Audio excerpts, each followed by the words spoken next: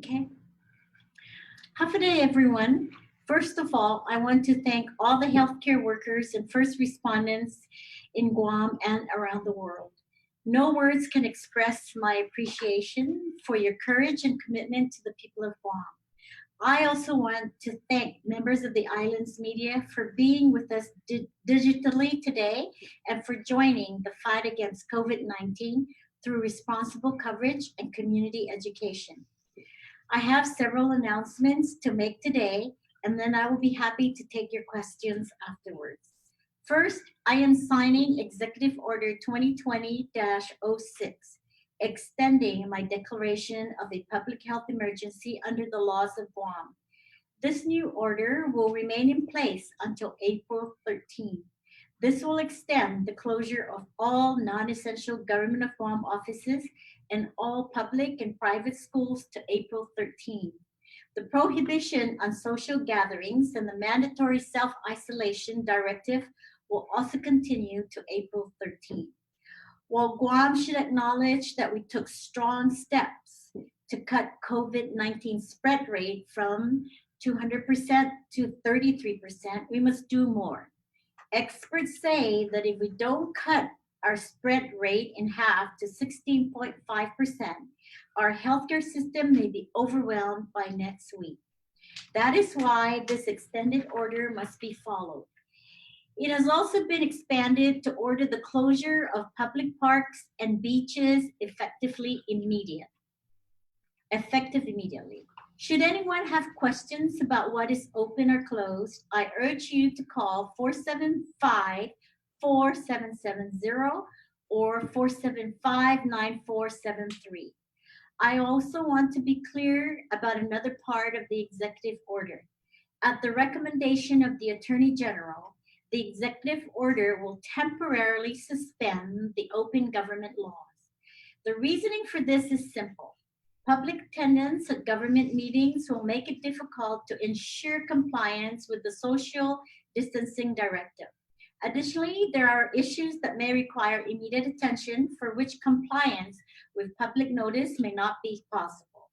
Again, I have accepted the AG's recommendation on a temporary basis. It is my hope that this suspension will end on the 13th of April. Next, while we are working to flatten the curve, we must prepare to not bend the healthcare system in ways it never anticipated. Our healthcare professionals are working tirelessly, but even heroes have their limits. We are grappling with the strong possibility of provider burnout and staff shortages. Our bed capacity will near its limits, and we must prepare now for a surge in new cases. Executive Order 2020 06 also establishes the COVID 19 Unified Response Effort, CURE, healthcare system. As part of this effort, the CURE Action Team was created to offer advice relative to the appropriate medical response to the COVID 19 pandemic. This action team is led by Dr. Mike Cruz, who serves as the Guam Army National Guard's State Surgeon General and my chief medical advisor. The action team consists of representatives from the medical and healthcare provider community, including representatives from the public and private sector. To put it simply, the CURE healthcare system will allow us to use all the medical facilities and resources available to us on island. It would create 3 tiers of medical care. Tier 3 is Guam's public and private hospitals. We will be using the Guam Regional Medical City for non-COVID-19 medical care. This will allow for the Guam Memorial Hospital to focus its efforts on COVID-19 related care. Tier 2 will be for non-COVID-19 urgent care facilities. I have designated the American Medical Center, FHP, and SDA to be used for urgent care. Tier 1 will be all other healthcare facilities and providers. As a condition of their licensure, all healthcare facilities and healthcare providers in Guam will be required to assist in the vaccination, treatment, examination, or testing of any individual who, on instruction from the Department of Public Health and Social Services, presents himself to any clinic or other healthcare facility for medical assistance. If a tier 1 or 2 medical facility determines a person fits the criteria for COVID PUI, they will be immediately transported to GMH for further assessment. COVID-19 is a global enemy. It moves invisibly and won't be defeated without a unified community effort. We have a small window of opportunity to break the chain of community transmission and limit the pain caused by the virus. This plan is simple. We can stop the spread by staying at home and reducing our contact. I cannot stress this enough. Stay home. It's the most effective tool we have. Finally, I know many of you are worried about your economic health. Early this morning, I and governors from across the nation were on a conference call with the Vice President of the United States this morning. We were told that Congress is presently negotiating the CARE Act, a measure that will offer direct financial support to displaced workers, businesses with fewer than 500 people, states, and territories.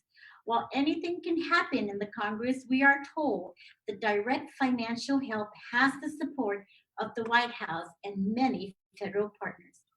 Because so much of this aid will run through agencies like FEMA and the US Department of Labor, we are reaching out now to be ready when it comes. Today's response to COVID-19 will define our future. Our actions now, good or bad, will live in the memory of the next generations. We have weathered many storms. This is a bit different from the ones we're used to, but we will survive just as we always have. I'd like to bring up Linda DeNorsi now, the Director of Public Health and Social Services, to give you an update.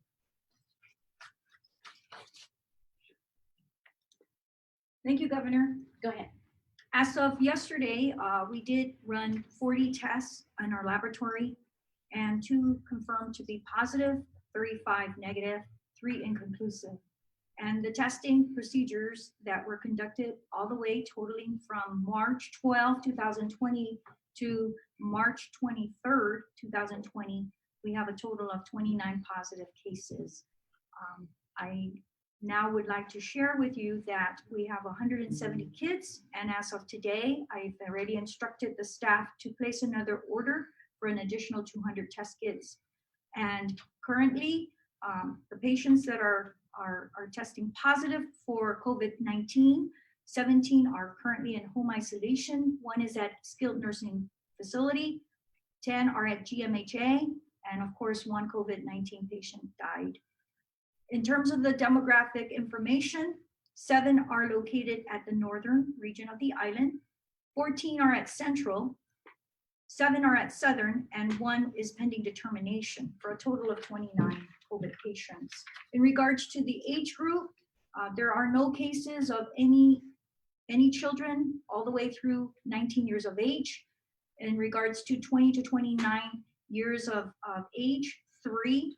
30 to 39 years of age, 3, 40 to 49 years of age, 5, 50 to 59, 4, 60 to 69, 11, 70 to 79 years, none, 80 to 89 years of age, 2, and 90 and above, 1. In regards to the gender, 12 are males and 17 are females. The medical status of these individuals, 21 are in stable condition. That means they don't require acute care. 7 are currently hospitalized, and 1 death. In regards to the travel, 1 came from Japan, 5 from the Philippines, none from South Korea, 1 from the US mainland, and 22 have no travel affiliations at all. Thank you.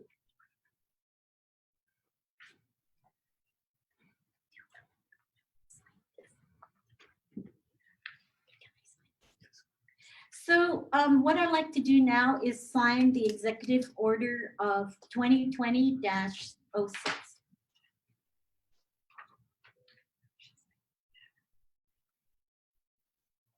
I would also like to have my Lieutenant Governor sign the executive order.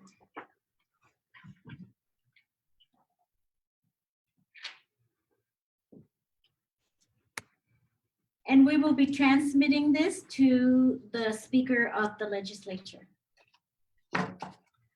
So now we are open for questions. Yes, so now we'll take questions. And again, as I had informed all of the media, we will be doing this one by one. You guys are all on mute right now, but we will be unmuting you as we take questions.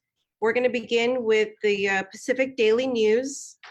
So we'll go ahead and unmute Pacific Daily News, and we'll let you know when you can begin your question. Please state your name for the record. Good afternoon, Gov. This is Jasmine. I'm with the PDN. Hi, good afternoon. So I think I know you said you extended the EO extends a public health emergency, but realistically, knowing a vaccine isn't going to be here for months, how far ahead is the government looking to keep this public health emergency in place? So the driver of keeping our aggressive actions in place is not really driven by the vaccination. Right. My recent information through the White House is it's not even going to take it's going to take longer than months. So the driver of when we lift the like the quarantine, the social distancing, going back to school, opening businesses. The driver behind that, Jasmine, is going to be how our cases are. And I'm trying to get some clear directions or guidance from CDC about recovery. And so I have asked the White House, Dr. Birx, to give me information about when is it that we will feel like the outbreak is lifted. And I'm getting some guidance from that, but right now we're still seeing cases and new cases. We still are seeing new positive cases. We still are testing a lot of our people, and of course I am going to be reviewing it daily, and if I can lift it before April 13, based on what our situation is, I will certainly do that. I'm very concerned about our economy here, but the overriding concern is more the health and safety of our people. So my focus is let's all get together, let's all unite, and let's get our people safe and healthy. And alongside of that, we also must look at the economic health of our community also. So every governor in the 50 states and in the territories are very concerned about their economy. Everyone is suffering the same kind of economic downturn as we are. And that's why Congress, both from the Democrat and the Republicans, are working very diligently to provide these packages out. So there's already been 2 other packages that have come out. And then this third one is really going to be more like direct subsidies, and also focusing on payroll, focusing on employees. They are also focusing on putting in incentives and subsidies for airline industry, the hotel industry, the tourist industry, and of course, lending institutions. So the other help is we also have we've just been declared and approved for the economic injury disaster loans, which is going to be a great help for our small businesses. So I'm just asking people to hang on, work with us, because we will get over it. Jasmine, you get one follow-up question. So Linda mentioned that 7 were hospitalized, 7 patients. How many of those are critical, if any, or and how many of those are in fair condition? Okay, I'll have Lillian, the hospital administrator, give you that information. Thank you. We have one in the ICU, and the others are in the Care 3 unit, that what we call on 4th floor. They're all very stable. The one in the ICU just needed to be closer monitored, and so because of the individual needed to be on oxygen therapy. Thank you, Jasmine. Thanks. Next, we'll have KUAM. Please state your name.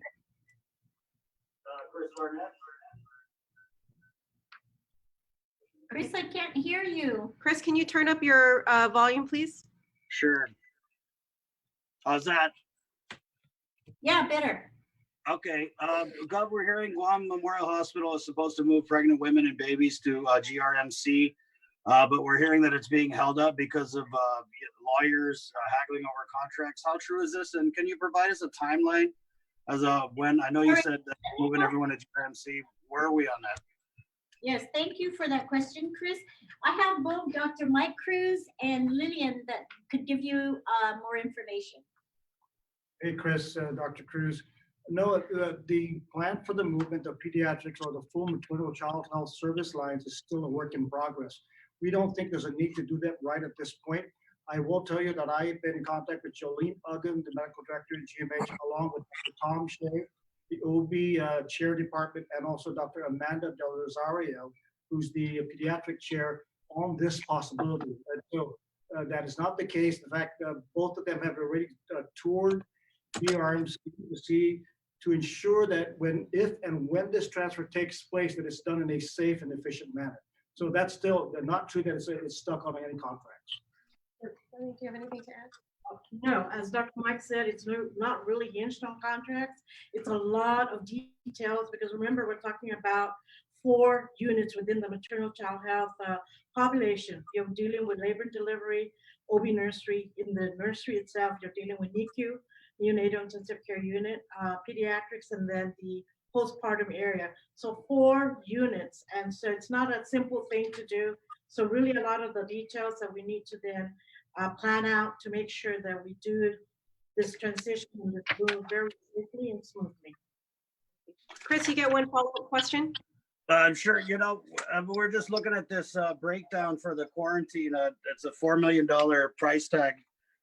Can you kind of maybe provide more detail on what quarantine this is going to fund? Is this going to be for people coming on the airplanes? And then also we heard that there was some movement to Pacific Stars. So I guess just if you could go over what the situation with our quarantine. Okay, so the 4 million really is estimated for a stay of about 60 days, right? Is it 60 days? For a stay of about 60 days. So that 4 million may be less depending on the volume and depending on the status of the individuals. The funding source from that is going to be coming from the general fund. And so we are recording and accounting for all of this, Chris, because we will most likely get reimbursement from the federal government. Okay, thank you, Chris. Next, we have Pacific Island Times. Oh, can you hear me? Hello? Yes, go ahead. This is Margaret. So last Sunday, we recorded 12 new positive cases, which was a huge jump from the day before. What contributed to this big number? Are they from the same group? Are they from GMH? I think 5, right, are from GMH. The medical advisors are just saying they may be just more of the high-risk people that was being tested, that? Yeah. There really is no very definitive reason for it, Marvick. We were all kind of surprised for it, but we are also surprised. We thought this is where the surge is going to start happening, right? The upward surge. And we were prepared to have that double the next day. But as it turned out, it did not double. And it became 2 out of 40. And so you remember at the last press conference, I said, I hope Dr. Cabrera is wrong. And so we're just looking to see what tonight's, tomorrow, and so forth, to make sure, to look at whether that's a much more reasonable trend. This may just be an abnormal, aberrant kind of situation. Yes, our laboratory has our physicians there, and we have a advisory group. And what they do, they prioritize all the different types of individuals that will be undergoing testing.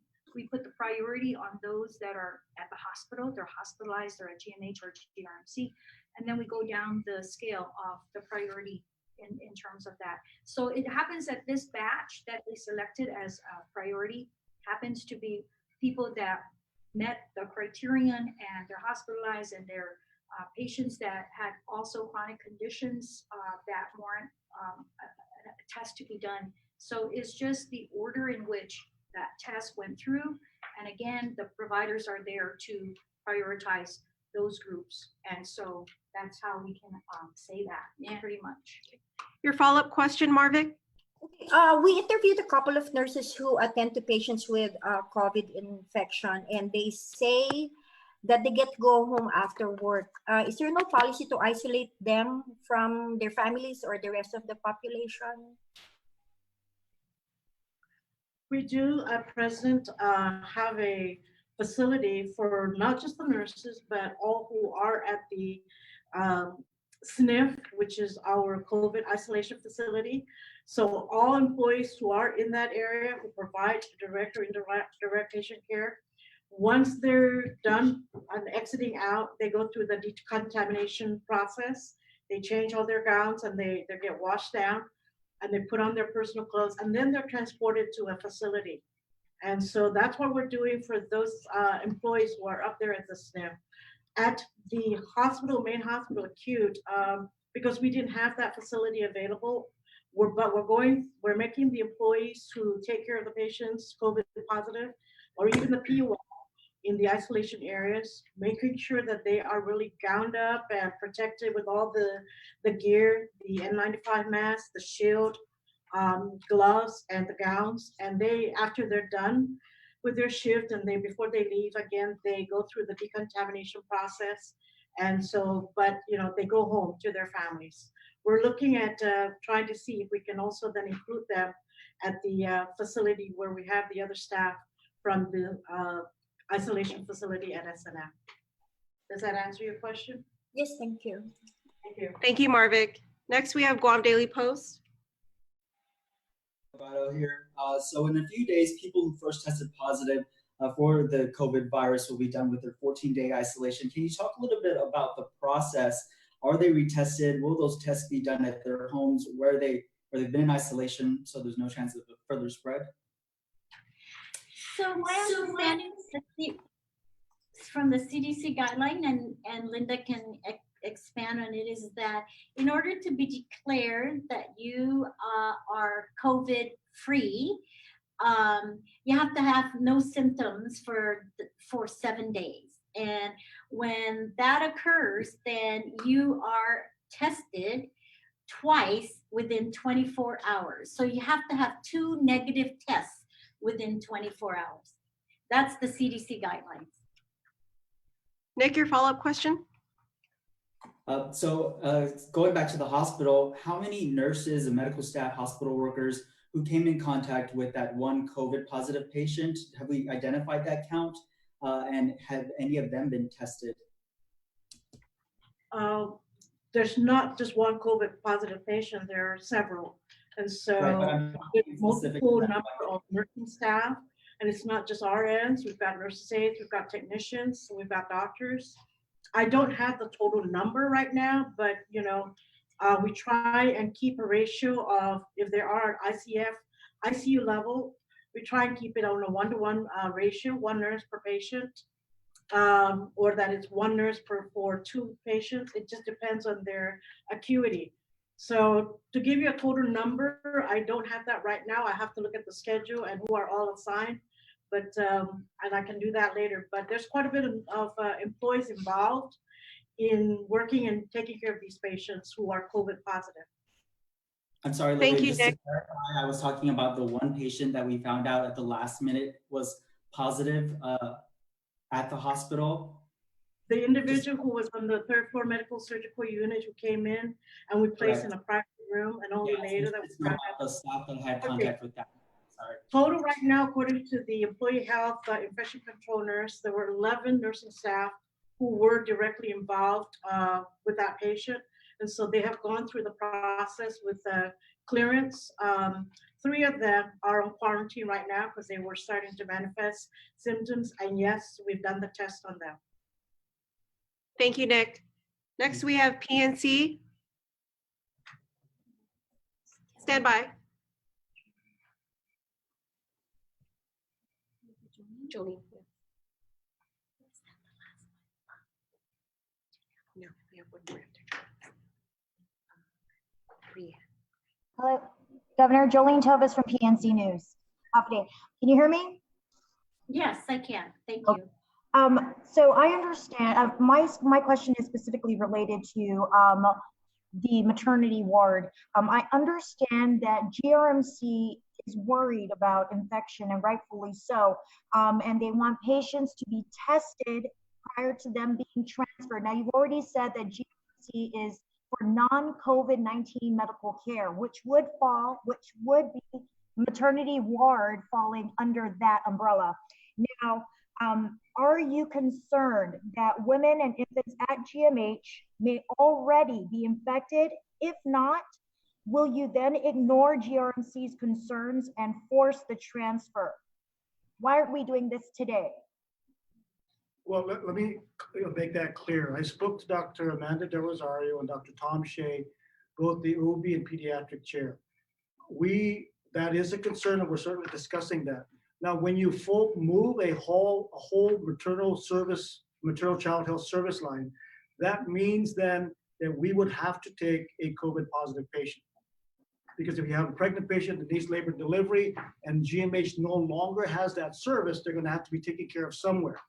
And so we're making provisions over at GMC specifically to house a certain number of possible COVID positive patients in negative isolation rooms. Just like if you have a pediatric patient who with an appendicitis that needs to be admitted, and only pediatricians, we don't have that service at GRMC right now, but that is moved to GRMC, then we would have to take that patient. But for any transfers, Dr. Amanda De Rosario stated that none of the 3 patients that we currently have meet any of the PUI criteria. But if one of them does, we certainly would want a test be done.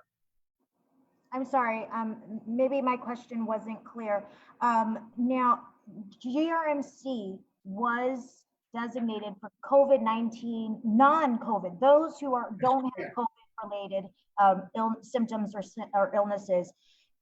Are you concerned that anyone in the maternity ward is already or may already be testing positive for COVID-19?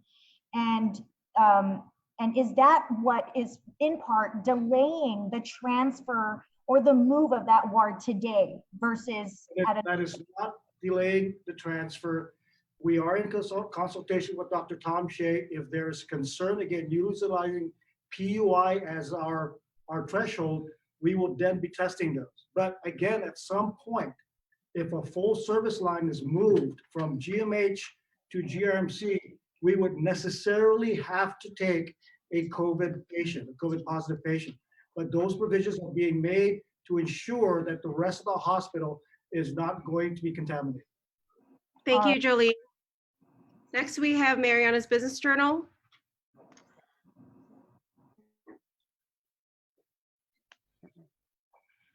Rianne, do you have a question? No, I don't have any question. Okay, thank Wow, you. You did a good job. We'll go back to PDN. Jasmine, do you have a question?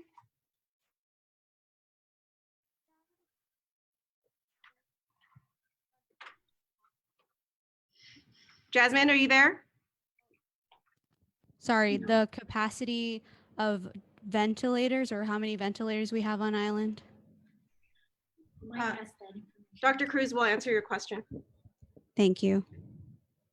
Yes, in the civilian sector, we have 47 adult ventilators, 6 pediatric or neonatal ventilators. This includes both GMH, GRMC, the private sector home care agencies, and 1 family who owns a ventilator. Follow-up question, Jasmine? Oh, sorry. Do you have a follow-up question, Jasmine? Not at this moment. Thank you. KOAM?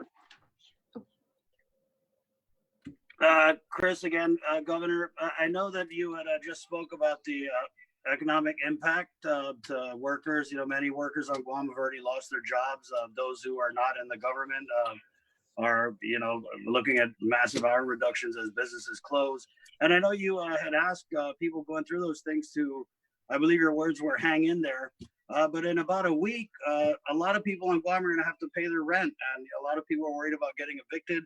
What do you know about federal rent and eviction measures that have come out from the Federal Housing Finance Agency? And are those going to apply to Guam? And did you have a message to realtors, landlords out there, maybe asking mercy for people who are, you know, renting their houses? You know, I'm working very closely with the business community to get all that information, Chris. As far as federal government immediate assistance, this is why President Trump is working very hard with Congress to pass this CARE Act, because his direction is as soon as it's passed, it should flow right into the various states. So I'm hoping that that will come real soon. I know that they are debating it in Senate, and then it goes to the House. I am also asking our congressmen to be very aggressive in its support and to voice our great concern and support in the CARE Act. So that's the one that most of all of the states are looking at, Chris, because that's more like direct subsidy. And of course, when we get that, I will certainly be meeting with the business people. And I know I have a group of business people that are advising me. And so what I would like to do is to start getting the data and the information of what their impact is in their various industry, so we can, you know, of course, help them. That's the purpose of it. It's to help the businesses. Chris, your follow-up question? Again, do you have any message to the landlords out there? You know, we're coming up at the end of the month.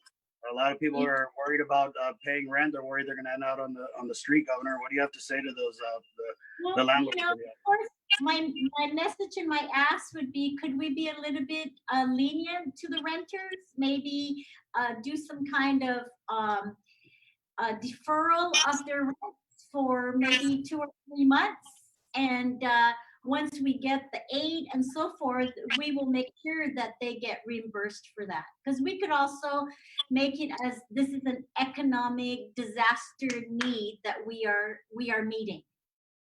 Thank you, Chris. Thank you, Governor. Next, Pacific Island Times. Marvick, do you have a question?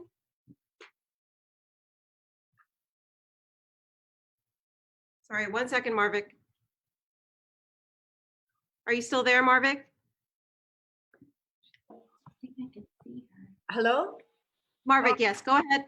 Oh, can you hear me? My internet is unstable. So anyway, just We one can hear question. you. Okay.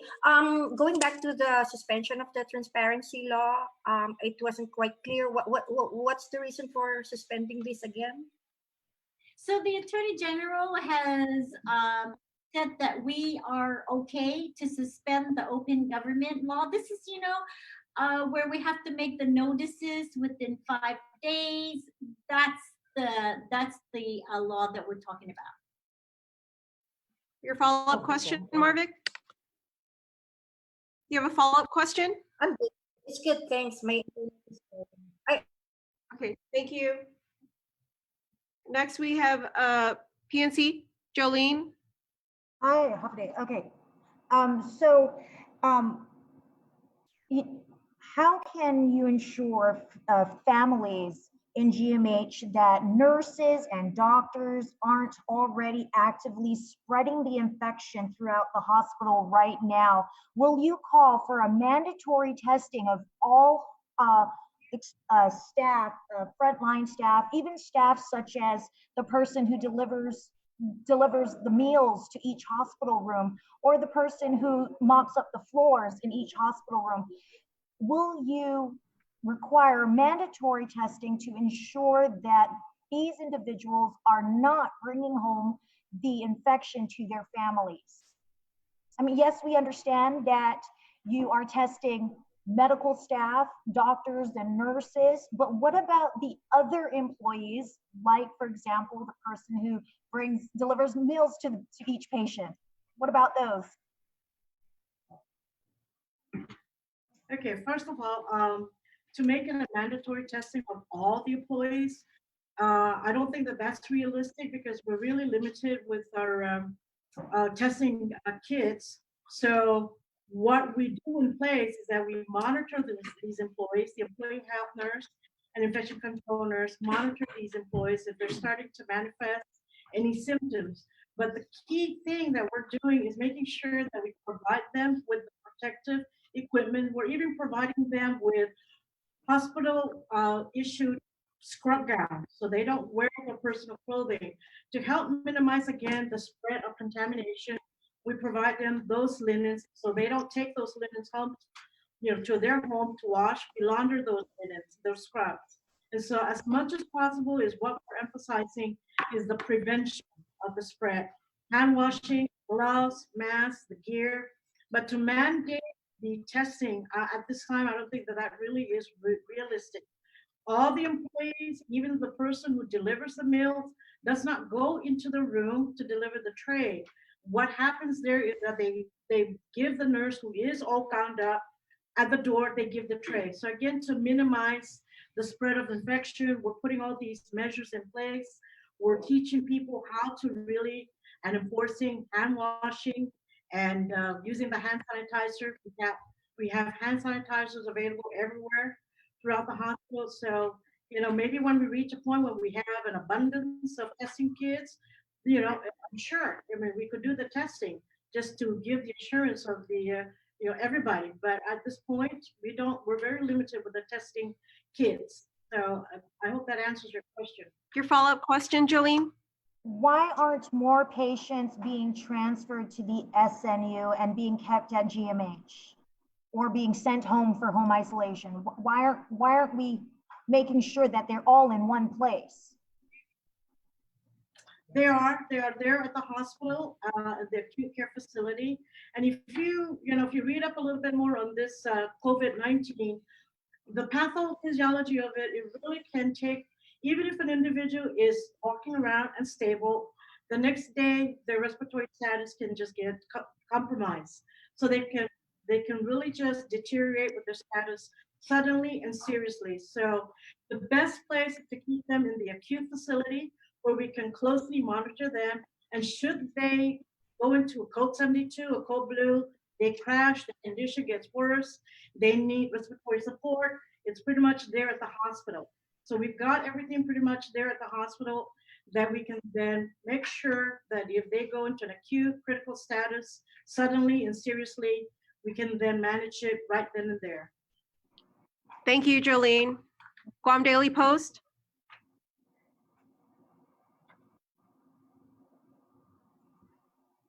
So Naval Hospital Guam just confirmed that they have 4 confirmed cases of COVID and 26 PUIs. And so with that confirmation, I wanted to get the response from the Joint Information Center from the administration governor.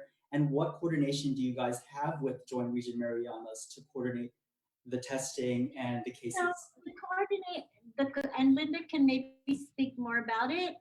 The coordination is that all tests should be reported to Linda. That's the major mandate. There's a nationwide mandate by CDC that every test performed, whether you do it in the military, whether you do it through commercial laboratories, or whether you do it through public health or GMH, those results of those tests has to be submitted to CDC because they are the repository. So I'm not aware of the 4 positive. I don't know if are you aware? No.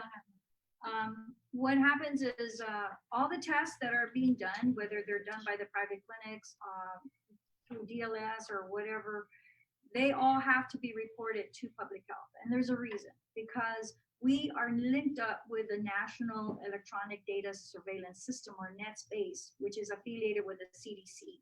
They're mandated to report it to CDC. And that is why it is a law in Guam that all reporting of any class 1, class 2 diseases have to be reported through the Department of Public Health. And so that is why all the tests, whether the COVID is done through our laboratory or if Naval Hospital were to do it through their own research area, which is in San Diego, that result has to be reported also to the Department of Public Health. Okay, so So Nick, can I just, was it Nick that asked that question? Yes, Okay, yes. so Nick, I also want to let you know that Admiral Minoni and I talk on a daily basis. I haven't spoken to him today, but the military people, the military base has their own infection control protocols, which is of course the same as ours because we're all being guided by the CDC. So their treatment of their positive cases, if they are active military, they would do the same. They would admit the patient if that patient is symptomatic and maybe possibly might get worse. If they aren't and they are asymptomatic, then they'll either do home isolation or keep them in the hospital. So their processes of treatment and actions are the same as ours. Thank you, Nick. And so my follow. Next, we have Mariana's Business Journal. Rianne, do you have a question? Yeah, can we just like go back to that possible violations going on with the open government law? I had joined a little late. I just wanted clarification on that. What violation are you The talking open about? government law. There is no violation right now. Okay. In our executive order, we mentioned that open government law is going to be relaxed or it's going to be suspended in this time of crisis. This is also by the recommendation or approval of the Attorney General. And the reason for that, as I said, is because so we can efficiently meet. If we have to meet, we don't have to wait 5 days to meet. You know, in times of crisis, most laws and regulations are a lot actually relaxed, a lot. So people can work very expeditiously to address the crisis as it happens. Do you have a follow-up question, Rianne? No further questions. Thank you, Governor. All right. Thanks, Rianne. And our, was that the second round? Did I complete the second? Okay. And our third round, we'll start again with PDN. I'm sorry, Nick, did you get a follow-up question in the second round? I did not. No, I was gonna wait. I till apologize. Ask somebody to yield their time, Nick. Thank you, Governor. I think So Rianne, go ahead. I appreciate it. My follow-up question, and so thank you for answering that. It appears that those 4 cases from Naval Hospital are in addition to the 29. So my follow-up question is, we understand the government and the medical advisory group is working to create a specific testing site at local clinics. As you said, we're working with all the hospitals and the healthcare clinics now. Is that when we will have more test kits or something you intend to do in the next few days? It's something we're going to do right away as soon as we sign the executive order. So Nick, can I go back? How did you get those 4 test results? Because I'm going to have Linda call the epidemiologist at the Naval Hospital, because really we should have had that information, and there's no information. Right, and this was just coming from our. Information coming from? Our information is coming directly from the spokesperson over at the Naval Hospital, Governor, who told us that the lab in San Diego did run the samples. They responded with the results, and they came back with those 4 positive, those confirmed cases of COVID. And then they also confirmed that they have 26 PUI cases there.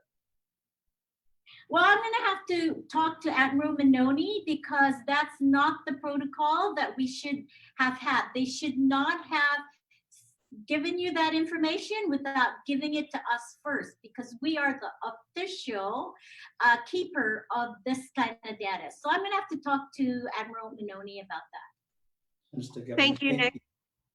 Okay, and we'll start our third round. PDN, do you have a question? Jasmine? Wait. Yes, Gov. I have a question about the quarantine. So last night, some of the people quarantined at Days Inn were moved to Pac Star. Can you explain why?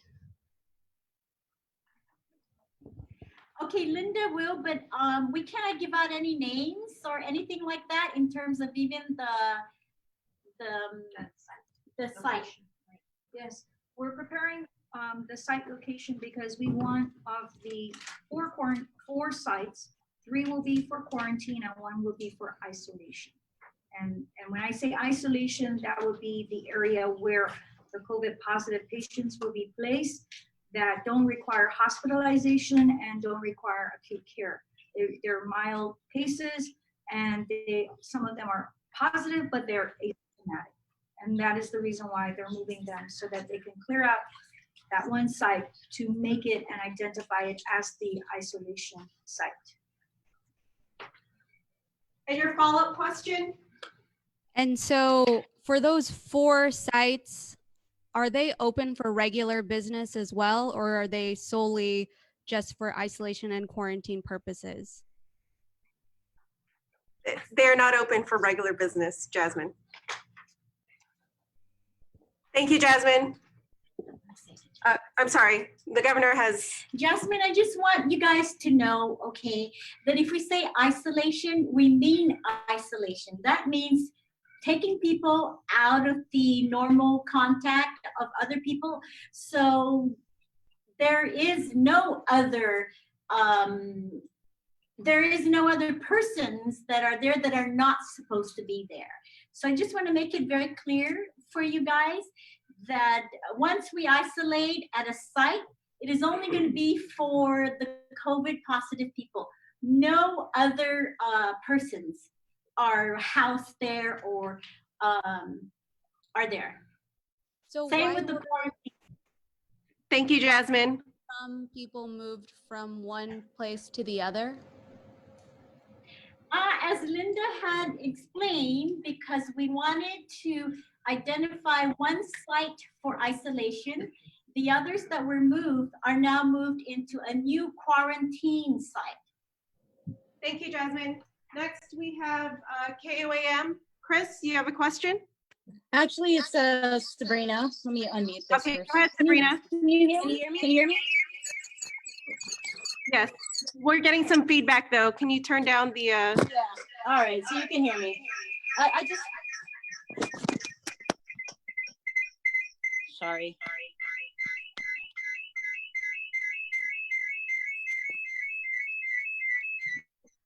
Okay. Yeah, I had a follow-up question regarding quarantine. And specifically, we've heard from passengers, from quarantine passengers that are at these approved facilities, the ones that arrived from the Philippines that are subject to the mandatory protocol. They were shown a piece of paper when they arrived. It was for emergency involuntary detention order, this paper right here. And so yesterday, the same individual that we spoke with, they were told to then sign this voluntary quarantine acknowledgement, but they're refusing to sign it because this wasn't or isn't voluntary for them. If you could kind of explain why they're now being forced to sign a voluntary quarantine acknowledgement. All right, I'll have Linda address that. Yes, the voluntary quarantine is there because we targeted specifically just the Philippines. The reason is because from our analysis, most of the cases is kind of like the hot spot right now for all the infections that we're seeing the positive results coming from. As you know, I mentioned that there are travel related and Philippines is at the highest level. So we issued the voluntary, and the reason for that is that we wanted to make sure that steps are taken. First of all, that they are notified. Of course, they're a combination of residents and non-residents. And the reason why we're also letting the residents be quarantined is, again, because of the fact that we are seeing lots of cases coming from the Philippines. And in that measure, they don't have to sign the voluntary form. They can refuse. And if they do, then we will indicate that. Once they refuse, then we issue the involuntary order so that they are notified that we have to do this, and we're now at the second step to say to them that we're not asking you anymore to do it, but we are kind of like telling you that we have to do it. So it's mandatory quarantine.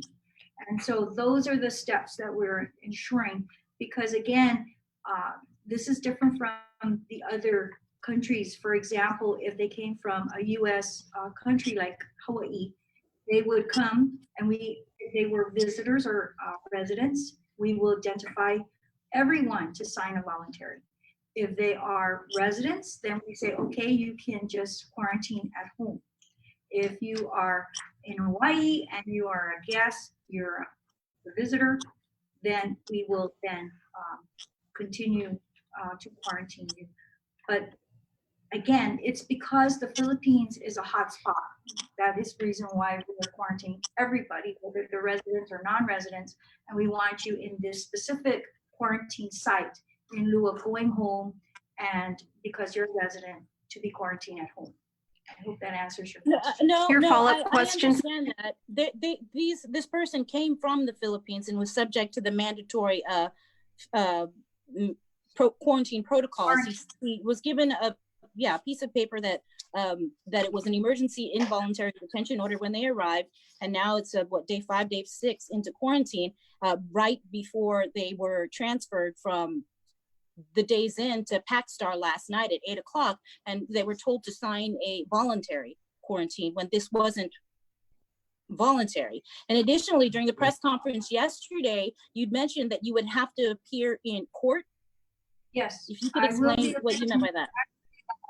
We're just waiting for that. Yeah, because in the law, the regulations, we must, if any involuntary is enforced, the court has to get involved and issue that within 10 days. And so that is the reason why I will be appearing in court for that matter. Okay. Do I have another question? Hello? We can have you, we can have Linda clarify that after the press conference for you. Okay. Sabrina. Okay. I Thanks. did want to. Next, we have Pacific Island Times. Hello? Go ahead, Marvick. Okay. So these hotels that are being used as quarantine sites, are they getting compensated? What's the government's arrangement with them, and how are they selected? Yes, we have signed a lease with them. Your follow-up question? Going back to the voluntary quarantine, why do they have to sign a voluntary form if it's mandatory? Because it is. They're given the option. If Okay, it's not, because it doesn't seem optional to begin with. for the Manila ones, there was no option. That one, they have to be in a quarantine facility. That's what Thank you, Marvick. Thank you. Oh, that was her second question. Oh, I have No. That was her second question. Yeah. Next, we have PNC. Jolene? Yes. Okay, so let's talk about U.S. Attorney General Sean Anderson. Now, when he arrived from his personal travel on island, he refused to sign the contract for voluntary self-isolation. And the governor had responded after that that she she did not bend to his title, but she did spare him from being jailed, so to speak. Now, Governor, if they do not sign that voluntary quarantine contract, or they do they face jail time if they say, I don't want to be quarantined, even in the involuntary contract? Did you hear? Say that again about the involuntary contract. Okay, so if a person does not sign the voluntary contract or the involuntary contract, will they face jail time? You did mention that you spared U.S. Attorney General Sean Anderson from being imprisoned with those that he had detained. So do people face jail time if they do not comply with the isolation? If they do not comply with the mandate, yes, we have the authority to, we can put penalties under the law, or we can also detain them. We can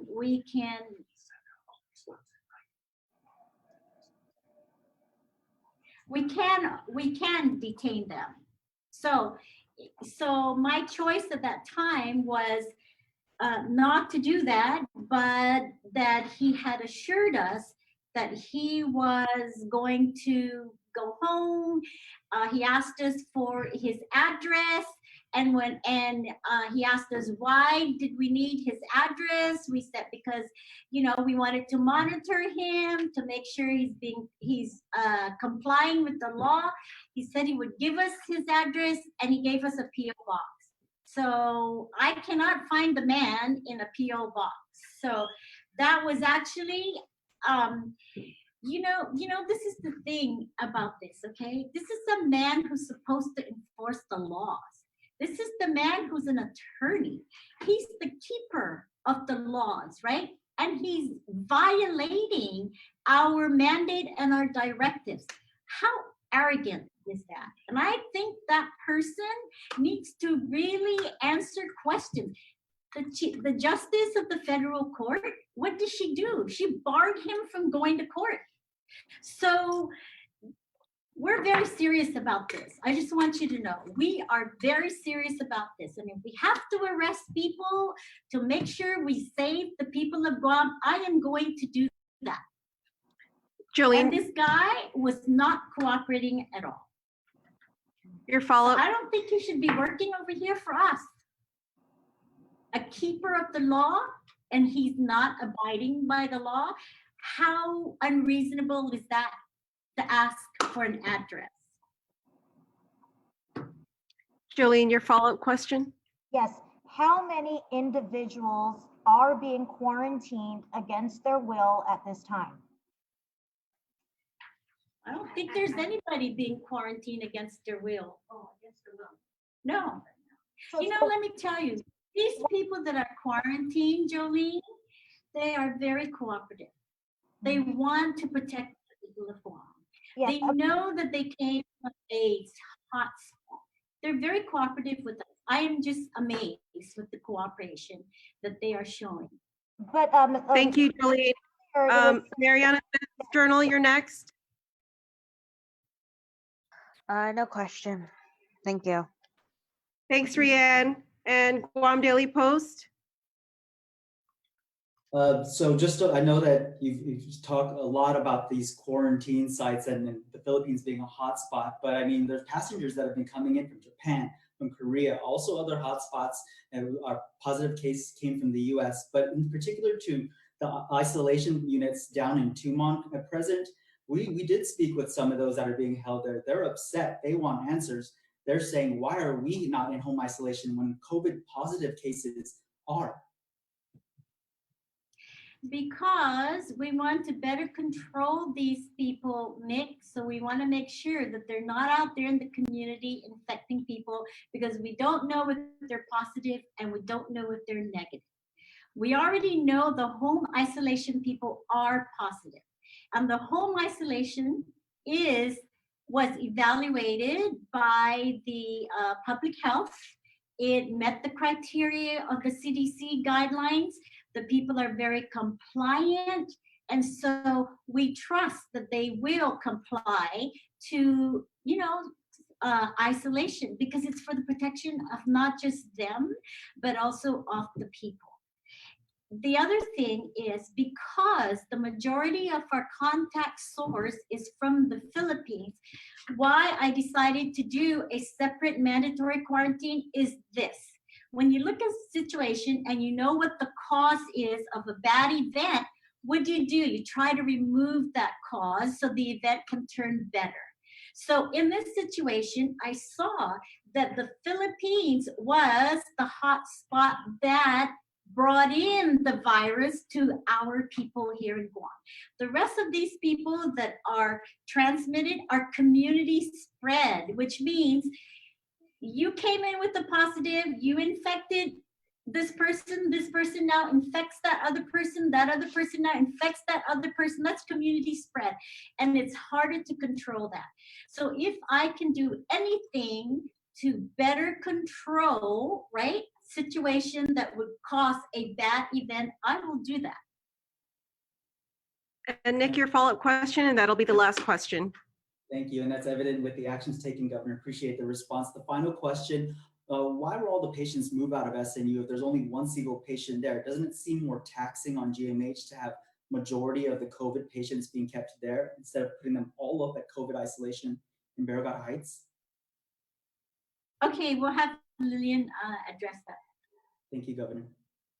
Okay, in preparation for this COVID situation to come to Guam, we then wanted to make sure that we have that facility ready, and so we made it an isolation facility. Yes, there is only one patient there. We also had one other patient there yesterday, but as I said earlier, the pathogenesis of this virus can really just turn an individual's condition suddenly like that and seriously. And so we learned from that. It was evidence that clearly says that we really need to keep these patients in the acute care facility at GMH. Yes, the plan is to make sure we use all the best that we prepare for, but given the situation that's going on and that's developing, the conditions of these individuals required a closer monitoring in an acute care setting. And so that we're still reserving that facility to then in anticipation of more patients coming in. And I think we're going to see more patients coming in with COVID positive. So we've got that site ready. So Lillian, we're not gonna prepare that isolation unit though to take care of acute patients so that we can keep them all isolated to Barragata Heights instead of GMH? Plan is yes. Again, because we are kind of limited with our resources, we're maximizing all our nursing staff and all our other resources at the acute care facility. So we are still looking to use that facility. Okay, thank you. And the department also is monitoring those that are in home isolation. By the same token, as Lillian had indicated, we want to make sure that they are continuously in a comfort area in their home. And if there are any, our public health staff continually call them and make certain that their illness, some of them are asymptomatic, they have those symptoms, and some of them are very mild. And so they are properly being monitored by our staff at the Department of Health and Social Services. Thank you, everybody. The governor's just going to make one short announcement. Okay, I was just notified by CCU, this is GPA now and GWA, that they approved the reduction of LEAC by 18.2%. And this will have an effect of reducing the overall residential customer bill on average by about 10.7%. So this will give us, our people, a bit of a relief in terms of their expenses for utilities. So, okay. I just want to thank you again for the questions that you gave us and the discussions that we had here, and say that we really must and always take this situation very seriously. Thank you and stay home. Thank you, everybody. With Monty, Governor. Thank you.